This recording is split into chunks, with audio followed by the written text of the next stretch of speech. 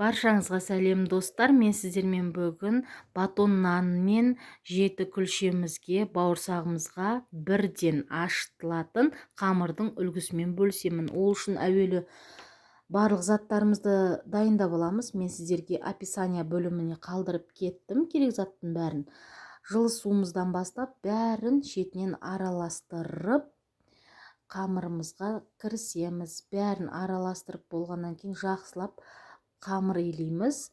Қамырымызды осындай үлгіде илеп, бәрін біріктіріп болғаннан кейін орап 1 сағатқа жылы жерге қойып қоямыз. 1 сағаттың көлемінде қамырымыз ашиды. Осылай көтерілген қамырымызды мен 3 бөлікке бөлемін. Яғни бауырсағыма, жеті күлшеме және бір зуаласын батон наныма. Осылай жеті күлшемді 7 бөлікке бөліп, домалақтап шеңбер қылып бірдей үлгіде жайып шығамын. Бір шетке алып қоямын, көтеріле берсін деп. Келесі қамырымды бауырсақтарыма кірсем. Бауырсақтарымды оймақ етіп 3 бұрыш, міне осылай формаға салып турап аламын. Кескіндеп, қонақ келген кезде осындай шеңбер көлемінде формаға салып, осылай бауырсағымды жасап қоямын. Көтерілген қамырымды шетінен 7 күлшемнен бастап пісіре бастаймын. Осылай қызып тұрған майда әдемілеп сарғыш, қызғылт түске енгенше осылай қуырып аласыздар.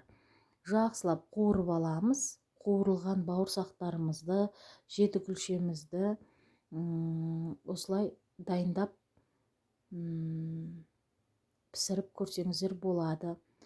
Артылған бір зуала қамырымды форма жасаймын батон нанға, яғни ыстық нан пісіргім келді.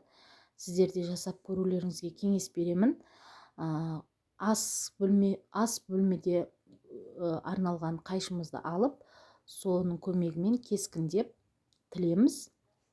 Қамырымыздың бетін жұмыртқа жағуды ұмытпаңыздар. Жұмыртқаның сарысына кішкене сүтті қосып бетіне жағып шығамыз. Қызып тұрған пешімізге 180-200 градуста нанымызды, батон нанымызды пісіріп аламыз. 15-20-25 минутта жақсылап осылай әдемі болып піседі. Қараңыздар, қандай керемет болып шықты. Иісі деген бүткіл бөлмені алды. Осылай пісіріп аламыз дағыны. Мен сіздерге қазір кесіп көрсетемін. Сіздерге кеңес беремін, ыстық күйінше кеспеңіздер. Кішкене суыған күтіңіздер. Міне, мен шыдай алмай кестім. Соның өзінде арасын қараңыздар. Дара-дара әдемі болып, үлпілдеп, сондай пышный батоннан шықты менде. Мінекей қараңыздар, қандай әдемі. Осылай жасап көрулеріңізге кеңес беремін. Міне 7 күлшем. Осындай ас тәбетіңді ашатындай болып шықты. Достар, менің арнама тіркеліп, өз ойларыңызбен бөлісуді ұмытпаңыздар. Мені қолдап кетіңіздер. Міне бауырсағымды қараңыздар. Домалақ пішінде істеген бауырсағым пышный болып тұр. Сіздерге бөліп көрсетемін ортасын. Сондай воздушный болып шығады. Көрдіңіздер ғой, керемет. Астарыңыз дәмді болсын.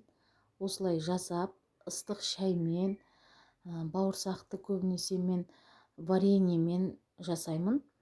Міне, батон нанға топленое масло болса, сливочный май болса жағып жеп көріңіздер.